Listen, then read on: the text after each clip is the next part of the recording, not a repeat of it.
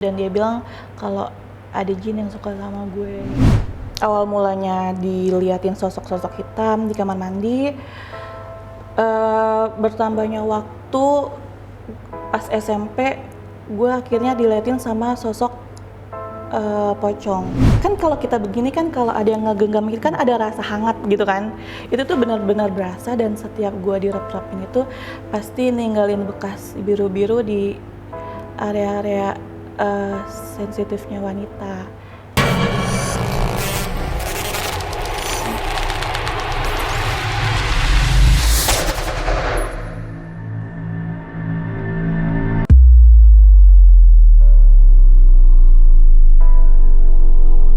Assalamualaikum warahmatullahi wabarakatuh. Selamat datang di Narasi Misteri. Narasi Misteri akan menceritakan kisah-kisah kejadian nyata dari para narasumber yang datang ke sini. Kali ini kita udah kedatangan seorang narasumber yang memiliki kisah lumayan panjang dalam hidupnya. Jadi dia ini sampai saat ini mengalami hal-hal yang di luar nalar. Langsung aja kita ketemu sama Kak Vita. Ya, halo Kak Vita. Kak Vita. Ya. Gue boleh tahu nggak sih kisi-kisi dari cerita yang lo alamin nih?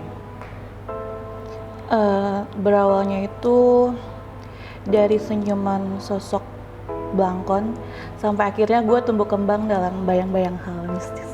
Aduh, itu yang sampai sekarang ya? Sampai sekarang sih. Oke deh. Nah, buat kalian jangan di skip videonya, tungguin terus. Buat kalian yang punya cerita misteri atau kejadian-kejadian yang kalian alami, lo bisa share buat teman-teman semua ke Narasi Misteri. Tinggal DM ke Instagramnya Narasi Misteri atau email ke Narasi Misteri. Bisa lihat juga link yang ada di bawah. Dan juga jangan lupa subscribe, like, dan komen biar kita bisa terus menceritakan kisah-kisah yang ada di sekitar kita untuk pembelajaran kita semua. Oke, kalau gitu langsung aja kita mulai ceritanya, karena di dunia ini bukan cuma kita yang nempatin.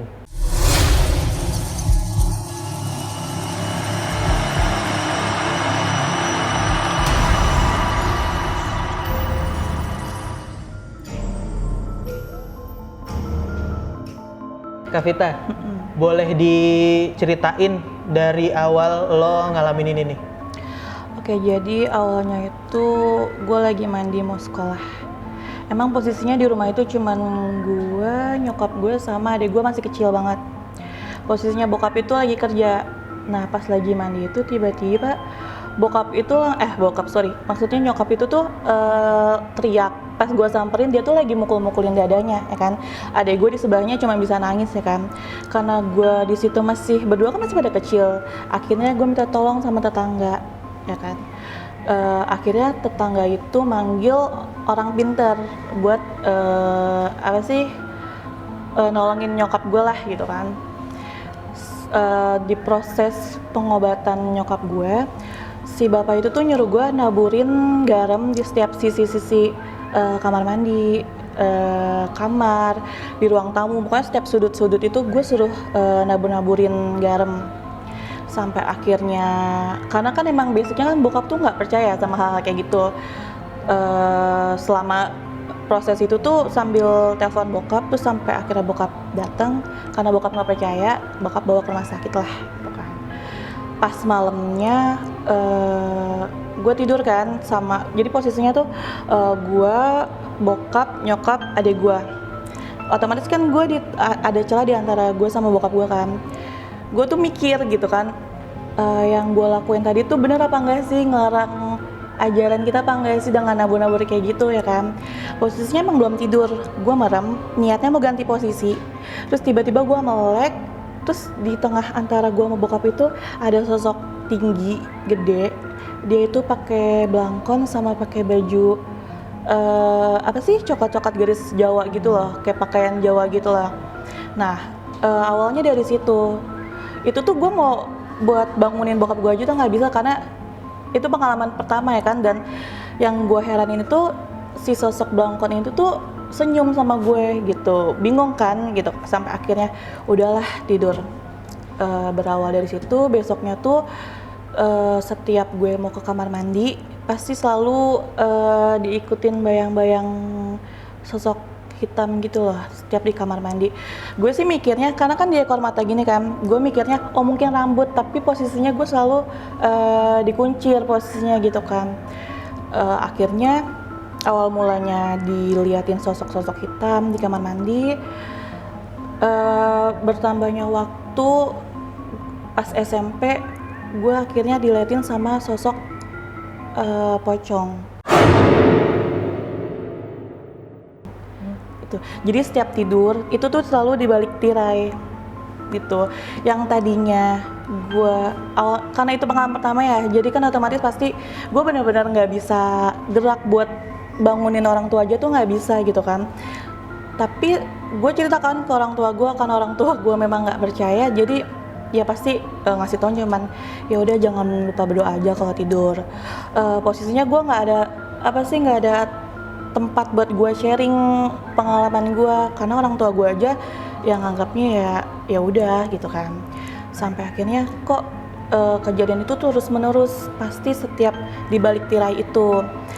Dari awalnya gue yang takut sampai akhirnya tuh biasa aja. Tapi yang anehnya itu dulu kan fisik gue tuh agak lemah ya, jadi yang namanya dirawat di rumah sakit itu hampir bisa dibilang sering gitu kan. Yang anehnya setiap gue dirawat, setiap malam pertama gue di rumah sakit itu pasti gue diikutin sama sosok pocong itu di balik tirai tuh. Itu kan pasti masih pas di rumah sakit sih kan udah kebiasaan, jadi gue cuman tadinya posisinya ke kanan ya gue tinggal balik ke kiri aja karena udah kebiasaan.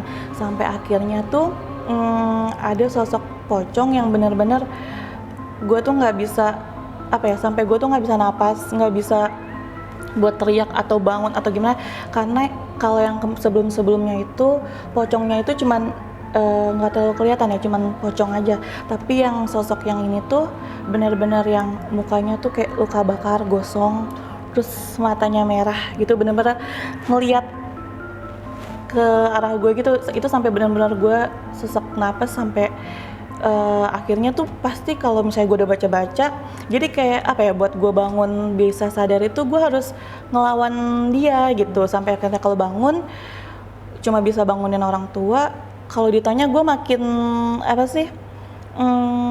gelisah gitu. Jadi gue cuma butuh waktu buat gue nangis, cukup dipeluk, udah nyampe gue tidur sampai besok aja gitu. Itu kan sosok pocong ya kan. Sampai akhirnya meningkat lagi nih, dari yang tadinya cuma bayangan gelap, pocong, terus sama gue tuh sering banget kalau tidur itu digangguin, istilahnya tuh rep-repan ya kan. Sampai benar-benar yang gangguan sosok hitam, pocong sama rep-repan ini tuh hampir jarang juga enggak, sering juga ya lumayan gitu kan. Ada yang lebih parah itu pada saat gue rep-repan itu, gue tuh kayak ngerasa kayak disetubuhi gitu loh. Maksudnya, jadi kan kalau kita begini kan kalau ada yang ngegenggam kan ada rasa hangat gitu kan. Itu tuh benar-benar berasa, dan setiap gue direp-repin itu pasti ninggalin bekas biru-biru di area-area sensitifnya wanita gitu. Terus sampai akhirnya gue ketemu sama temen gue, dia belum pernah main ke rumah gue kan. Akhirnya gue waktu itu main, pulang diantar sama dia gitu kan. Yang tadinya ngobrol-ngobrol rame, seru gitu kan di motor, terus tiba-tiba pas udah ngedeketin sampai rumah itu, dia langsung yang diem gitu kan, kok kayak beda. Udah tuh kan sampai rumah, dia pulang, tiba-tiba dia ngechat, "Fit, kok aura ke rumah lo kok berat banget ya," gitu kan. Ini cowok kan, teman gue tuh cowok. Enggak, biasa aja kok, gue juga sering pulang malam jalan kaki juga biasa aja gitu kan. Emang kenapa? Sorry ya, agak nggak sopan sih nanyanya gitu kan. Kenapa, santai aja gitu kan. Dan ternyata dia nanya, "Badan lu tuh suka biru-biru di daerah sensitif ya, Fit?" Gue bingung dong, kok sesuai sama apa yang gue alamin, padahal gue aja nganggapnya ya udahlah gitu. Ternyata ada orang yang ngebacain gue itu sempet kaget sih, karena kan bingung juga, kenapa dong gitu. Gue nanya sama dia, kenapa sih emangnya? Iya gue ngalamin, gue ceritain kan. Sampai akhirnya dia bilang kalau ternyata ada sosok jin yang suka sama gue gitu. Itu benar-benar biru. Terus gue bingung dong terus gue harus gimana. Dia sih cuma ngasih tahu kalau misalnya tidur pakaiannya nggak usah yang terlalu minim karena itu ngundang dia banget katanya gitu. Sampai akhirnya jadi posisi rumah gue itu kan gimana ya, ini tuh pintu ruang tamu panjang, ini kamar, kamar utama, di tengahnya kamar mandi, di belakangnya itu kamar kedua. Nah kalau misalnya mau ke dapur itu ada pintu lagi. Nah di dapur itu ada tangga yang buat ke atas. Itu tuh di atas itu cuman buat ada kamar tapi nggak kepake, cuma buat gudang sama buat jemur baju. Posisinya itu gue tidur itu kan sama adik gue kan, berdua kan di kamar yang di dekat dapur. Nah posisinya itu kamar itu jendelanya itu langsung ngadep, benar-benar gimana sih, ini kamar, ini jendelanya, ini tuh langsung dapur gitu loh, langsung dapur, benar-benar langsung yang tangga itu kan. Gue tuh sering banget yang namanya kalau tidur itu digangguin sama suara-suara sendal, karena kan rak sepatu di belakang kan. Emang gue melihara kucing, tapi gue mikirnya oh kucing kali mainan sendal. Cuman yang lebih bikin gue yakin kalau itu bukan kucing itu suara itu loh, hentakan kaki naik turun tangga gitu loh. Sedangkan posisi kepala gue tidur itu benar-benar ngadep hordeng gitu. Jadi apa ya, yang tadinya takut biasa aja sampai akhirnya mulai keganggu. Karena setelah kejadian yang suara sendal itu, akhirnya gue ngalamin yang namanya ada kontak fisik sama gue itu. Jadi ceritanya tuh pas kontak fisik itu gue kan 2 bersaudara. Kalau antara gue sama adik gue yang pulang malam tuh pasti selalu yang jagain pintu. Emang posisinya udah dikunci, tapi kita pasti begadang nungguin buat bukain kunci kan. Posisinya waktu itu adik gue lagi main. Biasanya tuh dia ngabarin kalau nginep atau gimana kan, tapi dia nggak ada ngabarin.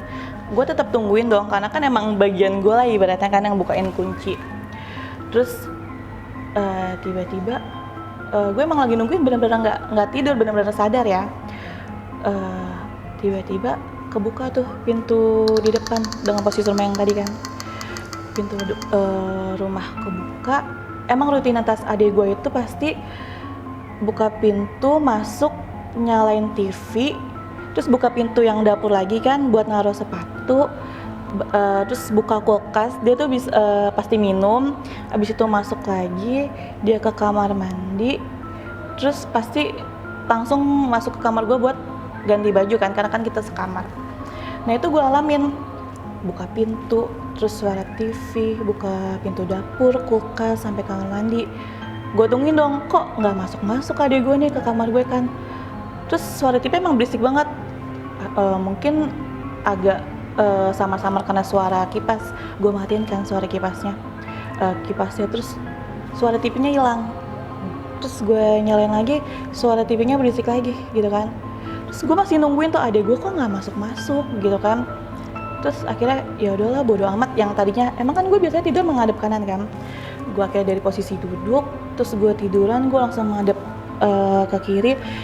Itu posisinya belum tidur, tiba-tiba dari kamar kebuka sosok gelap, terus langsung yang kan gue udah pakai selimutan ya, selimut gue ditarik, terus gue tarik lagi, terus dia akhirnya tarik kaki gue, terus gue jadi main tarik-tarikan gitu loh sama sosok itu gitu kan.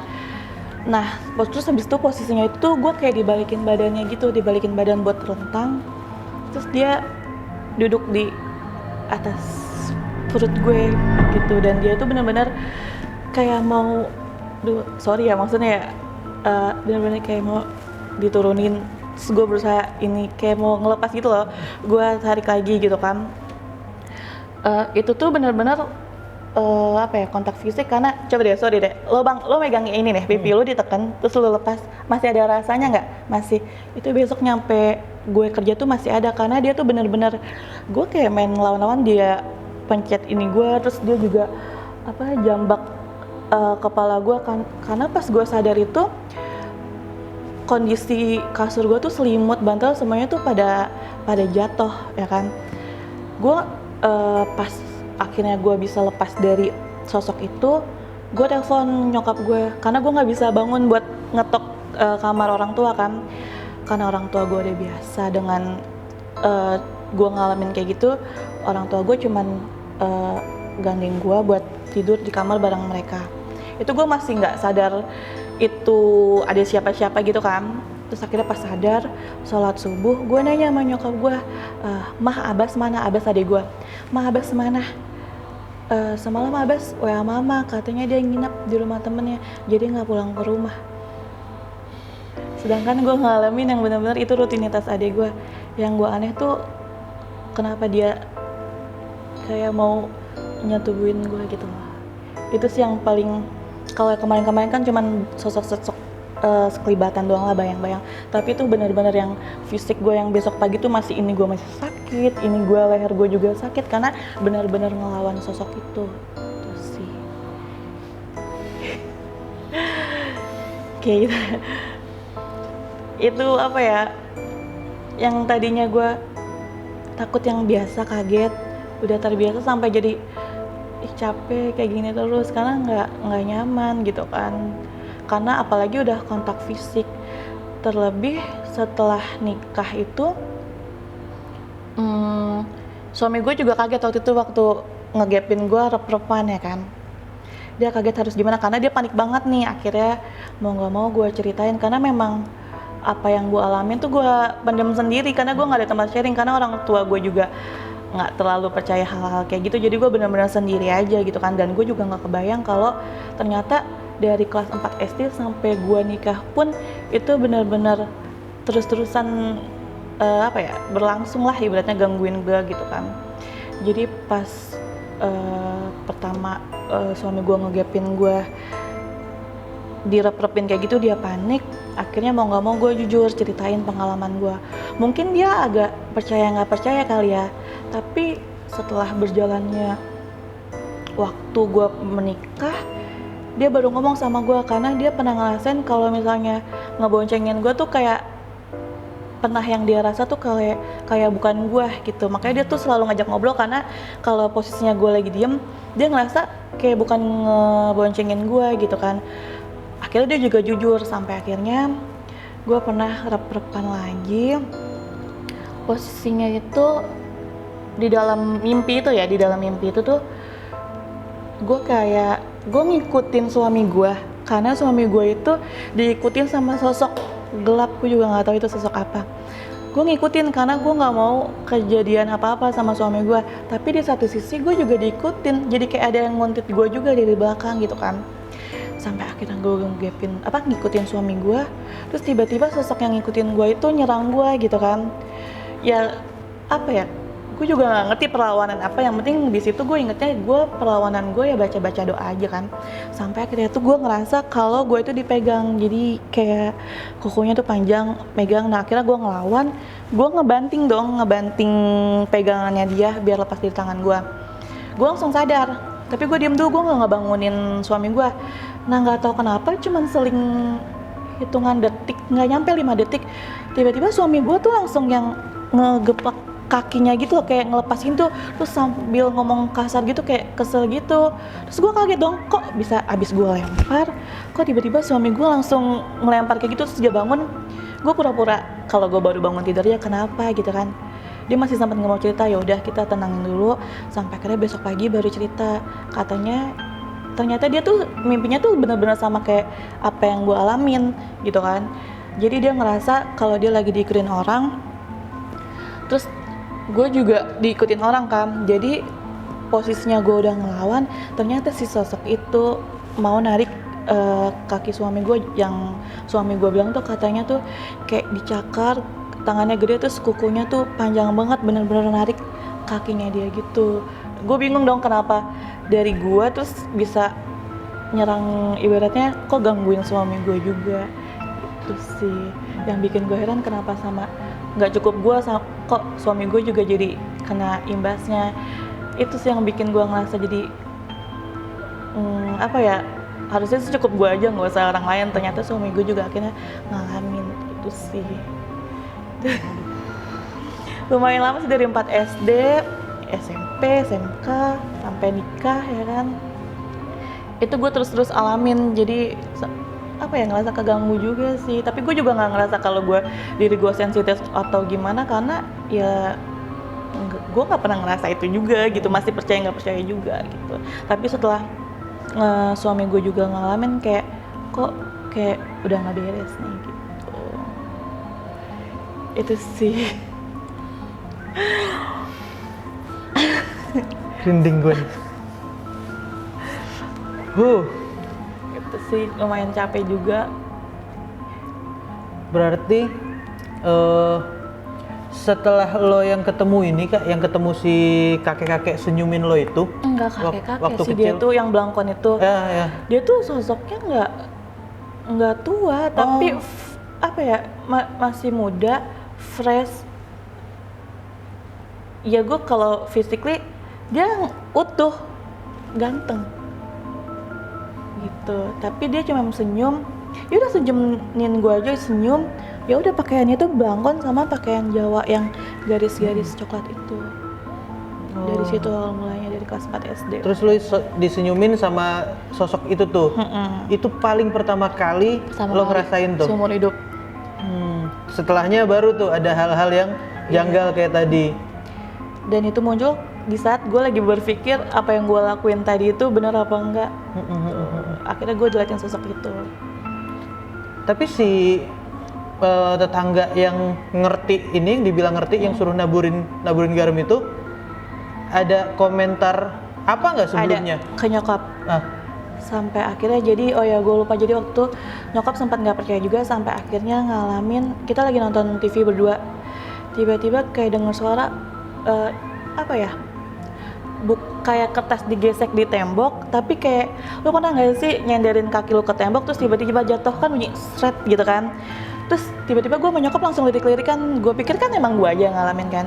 Ternyata juga nyokap juga dengar. Akhirnya di situ nyokap mulai, oh berarti anak gue benar-benar ngalamin. Nyokap akhirnya ngomong, mama baru inget ternyata pada saat mama lagi diobat-obatin sama yang orang pintar itu, nyokap tuh kan kayak dibikin cara pengobatannya itu, si bapak itu ngomong kalau nyokap gue itu dikurung, ditutup gitu loh biar nggak diganggu. Udah selesai dikurung gitu, si bapaknya ngomong, ibu sebenarnya ada gitu kan. Gue nggak ngerti ya kalimat detailnya. Soalnya nyokap cuma bilang, ibu sebenarnya ada, kalau ibu mau nanti ada yang itu, ada yang ngelindungin atau apa gitu. Nggak bukan pegangan nyokap gue sih, tapi pokoknya ada sosok gitu ya di nyokap gue, kalau ibu mau nanti biar saya ajarin diasahnya gitu. Nyokap baru cerita setelah kejadian yang kita sama-sama dengar suara yang tembok itu gitu. Berarti si orang ini emang orang yang ngerti, terus emang dia bisa ngajarin atau lain-lainnya ya. Karena nawarin sama nyokap gue yang nggak diseriusan, oh iyain aja gitu. Karena nggak pengen juga ya. Pengen juga. Dan nyokap gue juga nggak kepikiran kalau akhirnya imbasnya ke gue juga gitu. Itu sih. Dan sesolid itu, senyata itu ya. Iya. Yang lo alamin ya. Karena, kontak fisiknya. Enggak. Oh itu yang kontak fisik. Iya, karena kan kalau yang sebelum-sebelumnya kan cuman bayangan, terus pocong juga dari jauh di balik tirai. Yang paling serem yang pocong yang itu aja tuh, yang mukanya angus, terus matanya merah, itu benar-benar kelihatan karena sampai bikin gue nggak bisa napas, nggak bisa gerak kan. Sampai akhirnya kontak fisik itu agak takut juga, karena kan yang teman gue bilang itu dia baru ke rumah gue pertama nganterin, terus dia langsung, gue belum cerita apa-apa tapi dia bisa tahu yang soal yang biru-biru di bagian yang sensitif itu, dan dia bilang kalau ada jin yang suka sama gue gitu sih. Tapi setelah lo tahu si temen lo ini ngerti nih, awalnya tuh ngasih tahu ke lo dan sesuai sama apa yang lo alamin tuh. Tapi lo nggak sempet nanya nggak sama si temen lo, ini solusinya gimana kalau buat ke guanya biar gua?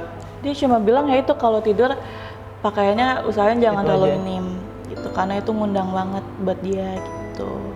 Itu gitu sih, karena gue juga kan kebetulan waktu itu tuh nggak teman deket banget karena kebetulan dia customer di kantor gue, jadi pulang bareng, jadi benar-benar pertama kali itu gitu, dan jadi gue juga nggak ada hubungan yang komunikasi yang berlanjut gitu juga enggak gitu, dan karena gue nganggapnya juga apa ya, gue juga masih percaya nggak percaya kayak oh ya udahlah mungkin guanya aja kali yang halusinasi atau gimana, tapi sampai akhirnya gue kontak fisik dan itu berlanjut sampai gue menikah, bahkan dia nyentuh suami gue, itu benar-benar yang oh iya ya ternyata benar ya gitu.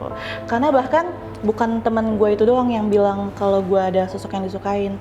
Jadi gue pernah main ke rumah teman suami gue, posisinya gue itu lagi menstruasi, terus nyampenya itu maghrib. Terus kan karena masuk gang dianterin tuh sama temen suami kan buat parkir mobil di pojokan. Emang di pojokan itu bener-bener emang ada pohon gede ya kan. Terus udahlah main biasa kan, sebentar doang sih karena emang mau ngambil barang aja. Pas balik di depan rumah temennya suami gue itu ada bapak-bapak lah ngeliatin gue nggak tahu itu siapa kan, ya udahlah gue lewat-lewat aja kan. Ternyata bapak-bapak yang ngeliatin gue itu kakak ipar dari temennya suami gue gitu kan. Tiba-tiba besoknya itu suami gue dihubungin sama teman gue kalau setelah kita pulang, gue sama suami gue pulang, mereka berdua itu tiba-tiba berantem, tapi nggak ada sebab, tiba-tiba berantem aja. Akhirnya bener-bener berantemnya tuh bener-bener berantem karena kakaknya mereka itu sama yang kakak ipar yang ngeliatin gue itu dateng terus bilang, udah istri lo suruh balik dulu ke rumah nyokap lo, biar dipisah dulu, jangan tuh. Emang kenapa gitu kan, mereka nanya. Itu tadi siapa yang cewek? Itu bininya temen gitu kan. Kenapa emangnya? Iya, dia itu walaupun mau rajin ibadah atau sholat atau gimana, dia suka ditempelin gitu kan, gampang ditempelin sama sosok-sosok kayak gitu. Cuman di dirinya dia tuh nggak kenapa-napa, tapi bisa berimbas sama orang sekitar. Nah kemarin itu pas gue main, katanya ada yang ngikut gue nenek-nenek, dan pada saat gue pulang nenek-neneknya itu nggak ikut pulang sama gue tapi tetap di rumah itu, makanya itu yang bikin mereka tiba-tiba berantem gitu. Gue sempat apa ya, masih nggak percaya, tapi banyak orang yang itu kan orang gue nggak kenal kan, itu baru pertama kali ketemu dan dia juga ngelihat gue seperti itu gitu. Itu sih karena gue juga agak ini juga sih mau cerita kayak gini karena apa ya, bukan gue sih pengennya ya udahlah gue aja karena udah ya udahlah gitu kan, tapi gue juga agak takut sama orang-orang sekitar gue sih itu aja. Apalagi terlebih suami gue juga itu benar-benar dia juga kaget gitu karena ngerasa keganggu banget. Itu sih. Jadi Ya nggak mau apa yang lo alamin, termasuk yang akhirnya suami lo alamin, dialamin juga sama orang-orang lain yang ada di sekitar lo. Orang sekitar gue gitu.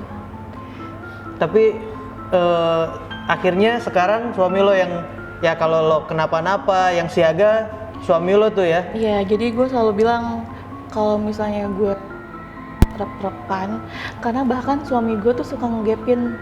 Kalau gue tuh tidur tiba-tiba ketawa, tiba-tiba nangisnya tuh bener-bener nangis keluar air mata gitu kan. Dan gue selalu bilang kalau misalnya gue posisinya lagi kayak gitu, udah cukup dipeluk aja, nggak usah ditanya-tanya, karena kalau gue ditanya-tanya gue kayak ngeluarin energi gitu tuh, padahal gue nggak jawab tapi gue kayak bawaannya tuh kayak kesel ngeluarin energi, jadi gue capek banget. Jadi cukup dipeluk, udah biarin aja gue nangis, karena kalau gue setelah nangis itu gue udah langsung tenang, udah enteng, udah gitu aja, cukup kayak gitu aja sih gue ngasih tahu suami gue, jadi nggak usah panik gitu aja sih. Gitu sih. Cuman yang bikin gue ganggu ya itu aja, kenapa dia apa ya, sosok itu kok kayak berusaha buat nyetubuin gue gitu sih. Itu sih yang paling serem, yang kontak fisik itu, karena benar-benar gue ngeliat dia ada di atas tubuh gue. Itu kejadian sekali satu malam atau sempet lu rasain beberapa yang kali? Yang rep-repan yang gue bilang yang gue disentuh itu tuh benar-benar dari tangan, akhirnya gue ngerasa anget setubuh gue gitu loh. Jadi kayak ya kalau kita bersentuhan sama orang kan ada rasa hangatnya kan. Itu sih lumayan sering juga. Gue gak ngerti mau komennya nih. Iya, keganggu banget. Gue sih kasihan sama suami gue sih. Karena dia pasti kasihan juga mungkin ya sama gue juga. Dia juga kaget. Dia juga kasihan sama gue. Itu sih. sepadet itu yang lo alamin ya, dan sampai sekarang masih lo alamin. Ya semoga kedepannya Kak Vita, Iya. keluarga semuanya dikasih kesehatan terus lah ya. Amin. Dikasih rezeki apapun itu. Terima Amin, kasih amin. banget. Gue merinding lagi. Sebenarnya agak gimana ya cerita, takut apa orang sekitar Sensitif juga. kan, cerita kayak gini kan sensitif. Bisa orang percaya, bisa orang nggak percaya. Dan tapi kita juga nggak tahu teman kita bisa nerima atau enggak. betul.